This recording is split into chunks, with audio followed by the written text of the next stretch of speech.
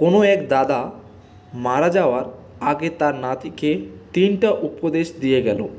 1 নম্বর, ঘরের বউকে কখনো মনের কথা বলবি না। 2 নম্বর, বাড়ির সামনে কখনো বড় এক গাছ লাগাবি না। 3 নম্বর, পুলিশের সাথে কখনো বন্ধুত্ব করবি না। দাদা মারা গেলেন। দাদা মারা যাওয়ার পর নাতির মাথায় সারাক্ষণ একটাই চিন্তা, দাদা কেন এই কাজগুলো নিষেধ করে গেল। চিন্তা করতে করতে একসময় খুব বিরক্ত হয়ে গেল নাতির মনে একটা সময় জেদ চেপে বসলো। সে ভাবল দাদার নিষেধ করা কাজগুলো সে করবে এবং দেখবে কি ঘটে। সেই কথা সেই কাজ। সে সর্বপ্রথম একজন পুলিশের সাথে ইনিয়ে বিনিয়ে বন্ধুত্ব করলো। মাঝে মাঝেই সে পুলিশকে বন্ধুকে বাড়িতে নিয়ে এসে খাওয়া দাওয়ানো শুরু করলো। পাশাপাশি বাড়ির সদর দরজার সামনে একটি বড়ই গাছ লাগালো। বাকি থাকলো বউয়ের কাছে মনের কথা বলা।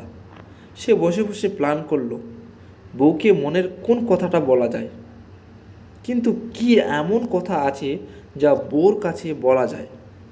হঠাৎ তার মাথায় একটা বুদ্ধি আসলো আর ভাবলো এটা করে দেখা যাক কি হয়। সে বাজারে গেল, গিয়ে 3টা ডাব কিনলো, 3টা গামছা কিনলো, তারপর দোকান থেকে কিছু লাল রং কিনলো। তারপর বাজার থেকে বাড়ি ফেরার পথে পুকুর ঘাটে বসে ডাবের উপর লাল রং মেশালো। রং মেশানোর পর গামছা দিয়ে ডাব এমনভাবে পেঁচিয়ে ফেললো যাতে দেখে মনে হয় গামছার ভিতরে মানুষের কাটা মাথা। তারপর দৌড়াতে দৌড়াতে বাড়িতে এসেই ভং ধরে বউকে বলল, আমি তো 3টা মানুষকে খুন করে ফেলেছি, তুমি এই কথা কাউকে বইলো না প্লিজ। তারপর স্বামী স্ত্রী দুজনে মিলে একটা গর্ত করলো। সে গর্তে 3টা ডাব পুঁতে রাখলো। তারপর অনেক দিন কেটে গেল, কোনো প্রকার সমস্যাই হলো না। নাতি বসে বসে দাদার কথা ভাবছে আর হাসছে। শালা বুইড়া, সবই তো করলাম, কিছুই তো হইল না, হা হা হা। সব কিছু ঠিকঠাক যাচ্ছিল।